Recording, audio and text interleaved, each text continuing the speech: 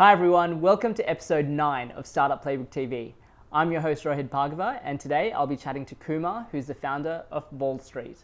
Today we'll be talking about the importance of doing the unscalable first, how to engage with investors, and how to build a successful marketplace.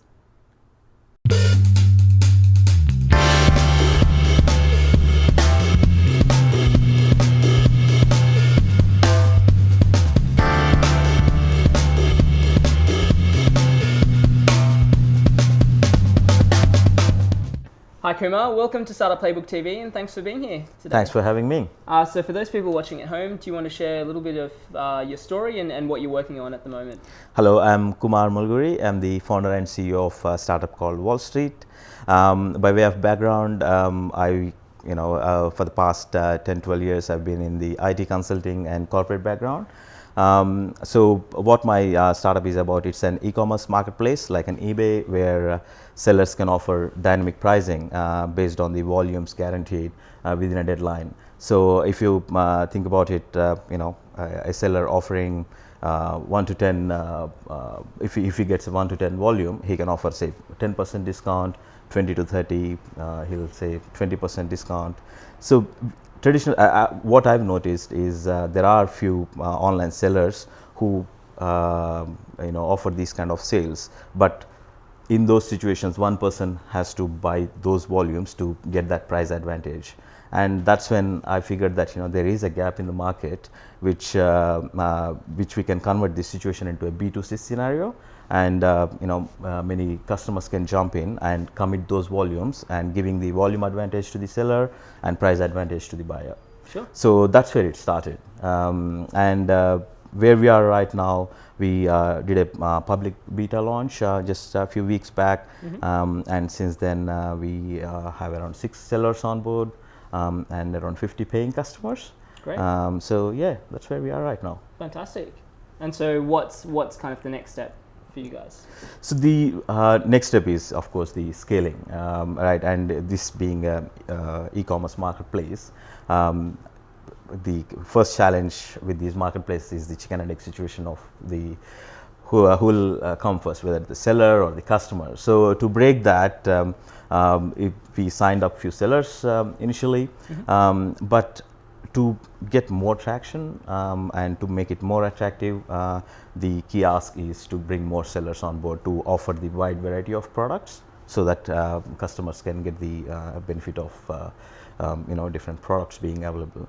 So the challenge, I think that leads into my first question, is how do I, are there any growth hacks which helps in marketplace scenarios which can bring more sellers on board?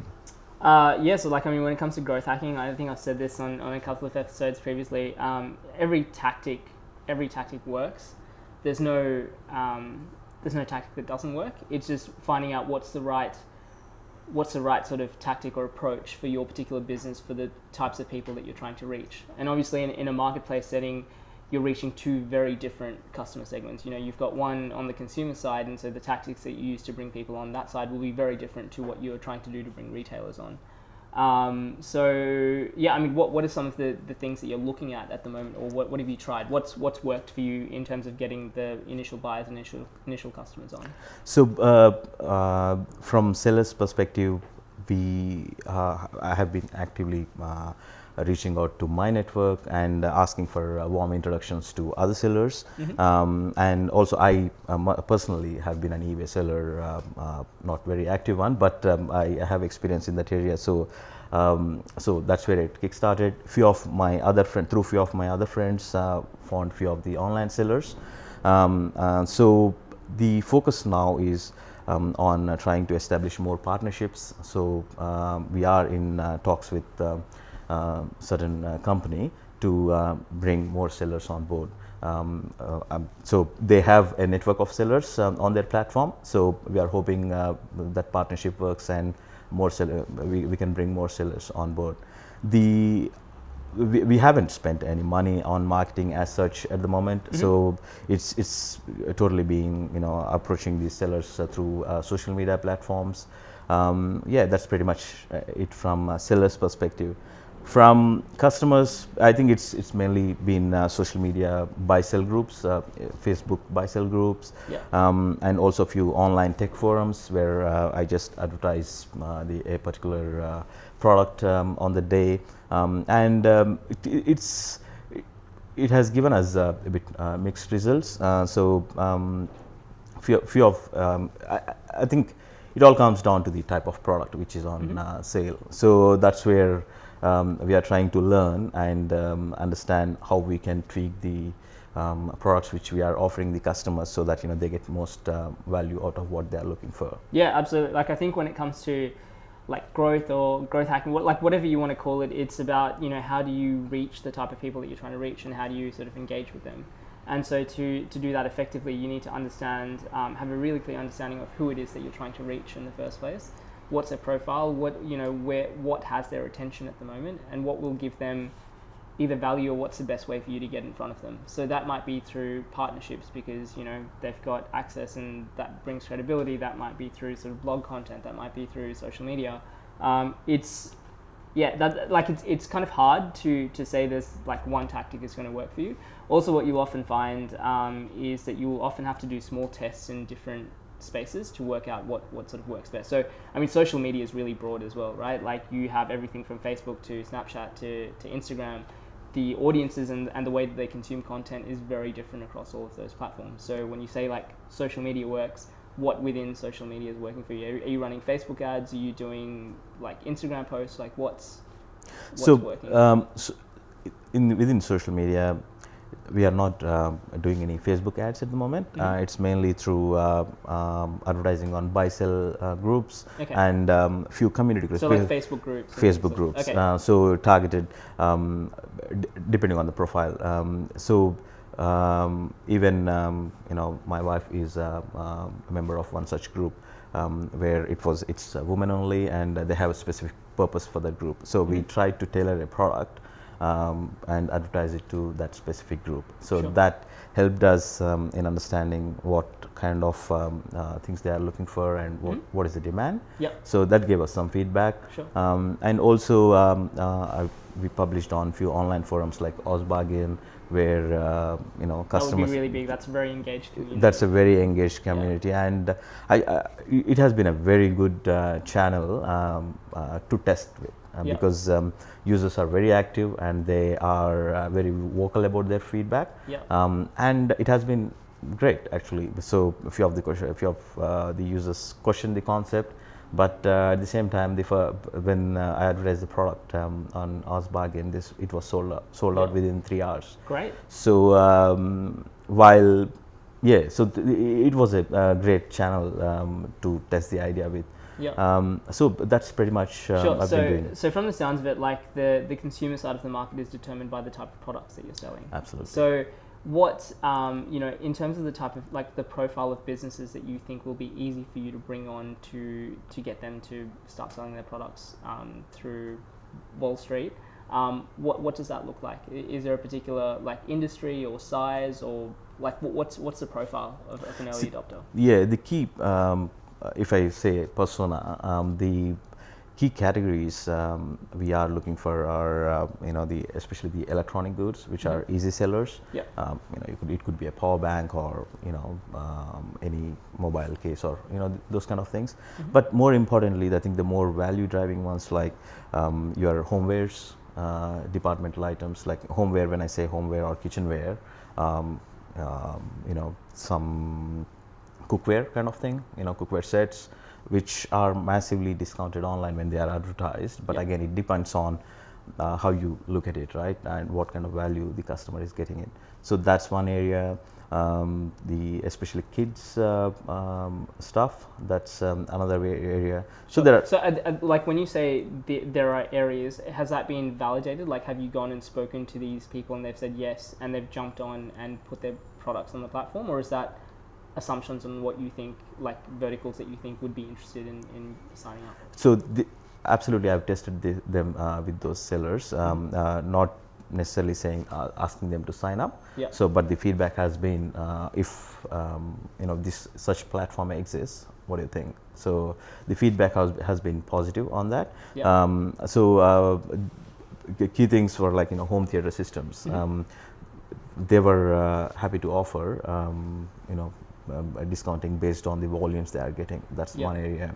And also wireless speakers and a few other electronic stuff. Sure. So they're well read. So like this is, I think I mentioned in one of the early episodes as well, like in terms of surveys or going out and talking to people and saying, what would you do? Generally people will be friendly and like no one's going to say, no, I'm not going to do this for the most part. What is actually important is, how many of those conversations then actually turn into, you've said that you like want your beta product. My question to you would be, why haven't those companies jumped onto the platform straight away? Yeah, so you're absolutely right. When we do the initial surveys, people might give the results otherwise. So they haven't said no yet. It's just a matter of persisting with those conversations and bringing them on. So 100%. And this is again, everyone's got a slightly different approach. Everyone wants to. I think like growth hacking obviously is very important and has a place. I think a lot of startups look at trying to growth hack too early in the piece. Again, because there's a big process that goes from you having that initial conversation of this is what we're creating, are you interested, to them actually seeing enough value in them to actually go on, spend the time to actually list their products and do the whole infrastructure piece. So what I would suggest is, before you kind of look at ways that you can growth hack and go from like 6 sellers to 1,000, try and really work one-on-one with your first 20, 30, 50, 100 people, and find out, what are the points that they go, okay, yep, now I have all of the information. Like, how many conversations you need to have, what are the questions that they ask, what are the types of words that you need to use, what are their barriers, so that if they fit a particular profile, so you might say for electronics, for example, 80% of electronic companies might have the same questions or the same barriers or those same sort of things that are doing that. It's hard for you to know if you're running a growth hacking strategy, to know whether it's working or not working because there's something wrong with the growth hacking strategy, or just because you haven't provided them with enough information or enough of those sort of things. So so like my personal, like a lot of the advice that I've been given by mentors as well is just be really hands-on. So do the unscalable first. Find out as much as possible about your target customers, and once you have a clear understanding of, what are the questions, what are the things that you need to overcome, what's the best way for you to sell them to that's when you can, set all of those things in place, and you can have a growth hacking strategy underneath that to kind of scale that even further. Absolutely. So I've tried few of those situations with few of the sellers, especially around the power tools and some baby products like prams or feeding chairs, those kind of things. So you are absolutely right. So I think I should be focusing more on. I think your concept has such a huge potential in terms of different channels that you can go into, that almost what you kind of need to do as well, especially in a marketplace setting, it sounds like for you to get customers, especially through when you can tap into large communities like OzBargain that are clearly just looking to buy products that you're selling. I think from your perspective, you just want to have enough deal flow on the other side for that to kind of turn over and churn. So I think in terms of, again, like the hardest part about being an early stage startup is, you're limited by resources, and you just don't have that much time and energy and things like that around you. So the time and effort that you put into something, you want it to go and have the maximum upside possible. So what I would suggest, like going through the manual process, what that will teach you is that yes, there are 8, 20, 50 different potential verticals that can come into Volstreet, but what are there 1 or 2 specific verticals that are like, yep, this is fantastic, this is what we've been waiting for, we want to jump on straight away.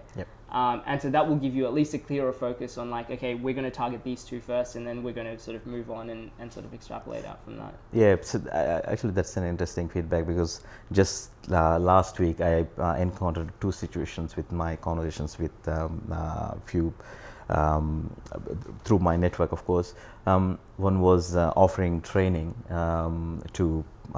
So he was my previous mentor in my corporate role, and he suggested, someone who wants to offer training, and if it's 30 room capacity, it doesn't matter 10 people are there, 30 people are there, as long as they get some fixed amount. So 100%. so that's a interesting use case, which I think like the biggest barrier that I can see from a retailer's perspective of this is, is it worth my time in going to this? Like, will you actually go on and be able to sell products? So I think the quicker that you're able to demonstrate that, yes, we've got buyers that are ready, we just need to bring more retailers on, and you can show growth with that. I think that eases a lot of the barriers that a lot of people will have, and you'll find people that are coming to you a lot more sort of quickly, naturally, that way anyways. You've just got to find a way that you can speed up that process instead of having, 50 different conversations with things that might take 2-3 months for them to get along the line. What are sort of conversations that you can have that, within a week they're ready to list and ready to jump on? Yep, absolutely.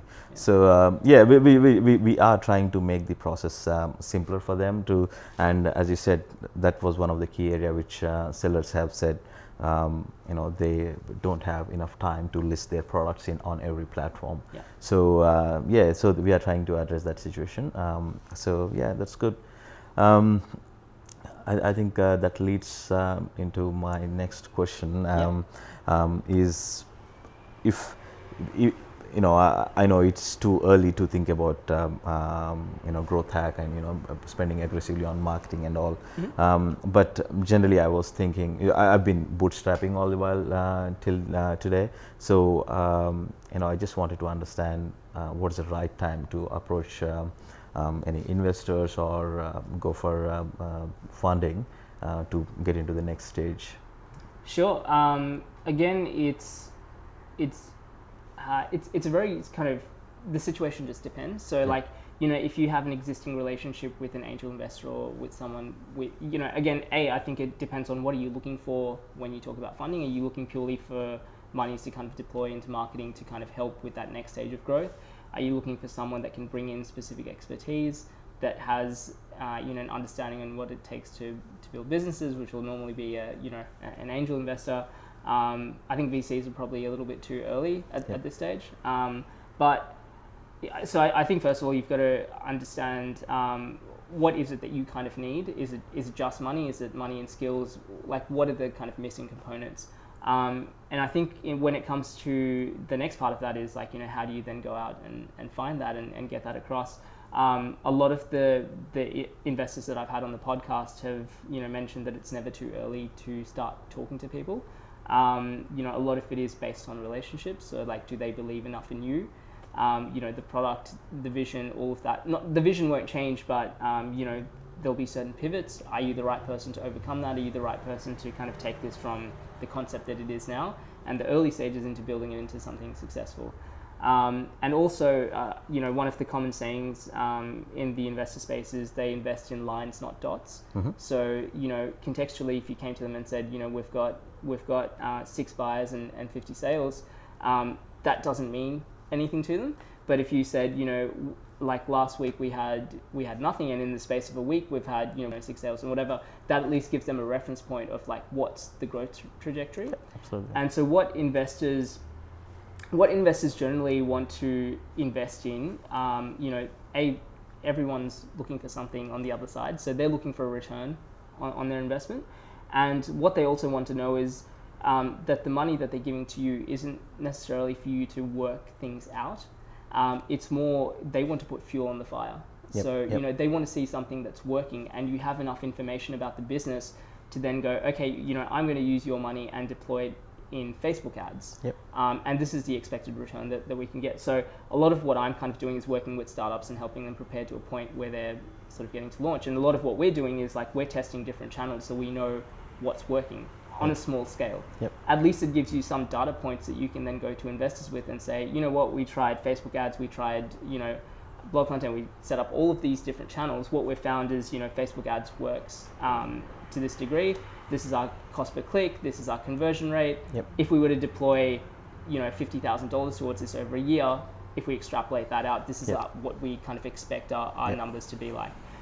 So essentially what, from an investor perspective, they're just trying to minimize their risk as much as possible. Absolutely, yeah. And obviously there's like so many different variables that kind of go into building a successful business. But if you can demonstrate, that you're a credible person and that you're the right person to do this, that the business is sound and that you know what you're doing, to a degree, everyone's still trying to Absolutely, build a plane while you're kind of jumping out, build a parachute while you're jumping out of a plane. But as much sort of information that you can gather, so you can show that this isn't just a concept, and you're not just going to waste their money on trying to figure things out, but it's a clear sort of strategy, or at least you're on the right path to things, will help along the way. Yeah.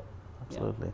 So I don't know if that answers your question. I think that's very good take on that, and that's what I want to be. That's the information I want to be prepared with before I even step into that investor place. That's very good. I think that leads into my other question as to what's my plan, right? I know it's too early thinking about multiple geographies, but the concept is such that it is scalable to any geography. Yep. It is definitely on our mind to expand it to other geographies. The design is in such a way that anyone from any geography can sell on this platform. But the key challenge would be in such situations is the preparation. So I wanted your input or take on when is the right time to think about such expansion. Is it a few months or some traction achieved in this market before we expand it to other markets? So what's your take on that? I think that's a very personal conversation. There are businesses, and there's nothing wrong with being global from day one if that's what you kind of want to do. There are other businesses that kind of focus on winning Australia first and then sort of expanding. There are so many successful stories on both sides that I don't know personally if there's like a right or wrong with that. I think it really comes down to what is your vision of the product. What are the barriers that kind of prevent you from opening this up overseas? So if it means that you have to spend another 6 months working out the tax implications and the logistics and all of that, is it worth that, or can you use Australia as a test for your product before you kind of do that larger open launch globally? I don't know if there's ever a right time. It's a little bit dependent on when does it make sense for you from a business perspective to make that leap, and what are some of the things that you'll need to overcome, and what's the infrastructure that you'll need in place to kind of manage that sort of expansion. Yeah, so I think you're right. I think first thing is we have limited resources now to focus on winning this part first before we go global. That has been the thinking, but eventually the vision for this product is to go global, and that's why the whole concept it fits across different categories, also across different geographies for both the party sellers and consumers. So we are constrained by the resources, and I think we are very focused on getting Australian market going first before thinking about expanding into other markets. Yeah, I think, and again, there's a range of different ways that you can do that as well. So you could focus just on Australia and then straight away go global. You can focus on Australia and then focus on like different regions. You can go global from day one. Like there's a lot of different ways that you can approach that. Again, it's just a matter of like what makes the most sense for your business. What are the requirements that you need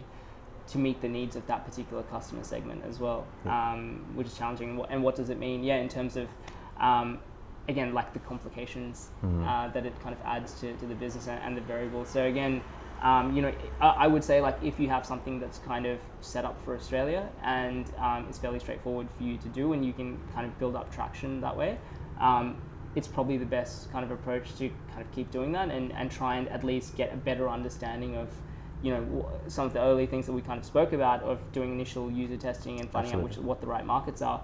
And maybe then at that point you can go, people in like the US and Europe and in Asia are facing the same problem. Like maybe it makes sense for us just to focus on those verticals and go overseas straight away. I don't know. That's probably more of a personal conversation that Yeah. you'll need to have. And Absolutely. yeah. And I'm aware that you manage StageLabel. There's a brand. There's a startup you had. Yeah. Any other learnings you can share? Because is that a marketplace kind of model as well? Yes. Or? Yeah. So StageLabel was a marketplace as well. So we were connecting emerging designers with people that were with consumers on the other side. It's actually really interesting how you do kind of the bulk order, because that's very similar to what we were doing. Our model was that they had to receive a certain number of pre-orders for that item to go into production. Okay. Yeah. So it's a slightly different twist, but I think it's a really, really sort of interesting take. And I think the advantage that you probably have that our model didn't have was that you're probably accessible for everyone along, no matter what size of business. Absolutely. There would be a really sort of interesting kind of need for that, and it's all about sort of testing market demand from a retailer perspective. Absolutely. As well. Yeah. It reduces a lot of dead stock. It reduces the need to kind of have massive sales, which we were kind of talking about earlier, which kind of devalues the brand even further. I think it's a really exciting idea and really sort of exciting potential. I think that the biggest thing that I would kind of recommend to you is that marketplaces are just really, really tough. Yeah, absolutely. And I think like the biggest thing to kind of make that work is just make sure that you are consistent with your value proposition on both sides and really clear. And just that there's enough balance on both sides of that for it to kind of make sense.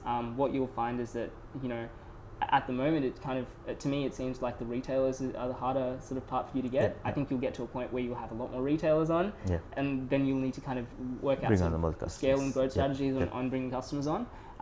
But it's a really exciting challenge. Like, marketplaces are really difficult, but if you get it right, it's a very, very strong model as well. So. Absolutely. The other thing, maybe you could add something on this as well. The brick and mortar stores are key part of this conversation as well. For my platform is they could get massive value out of this, because what I figured from my research was there is no price point a sale is guaranteed, right? In a way, if there is a particular product which is on sale in a store, a customer can walk in and just show some online price and then say that, can you please match this? So that's a difficult conversation, because that's from my research what I figured was that's what they don't want to do, but they have to do because they'll lose the sale. Yeah. So I think there is a bit of an education exercise to provide to them if they use this platform, even if they offer, say, a product which is advertised on eBay for $100 and in their store it is $110. If a customer can buy the same product $100, but if there is a facility to bring more others, other buyers and bring it to say $80 or $90 or whatever, but you sell 20 or 30 items of that particular product, then the seller has an advantage of foregoing the price but gaining the volume. And also maybe 20-30 people walking into your store, and there is an opportunity for cross-sell. So that's what I was thinking, one key area I could focus on. Any insights you could share?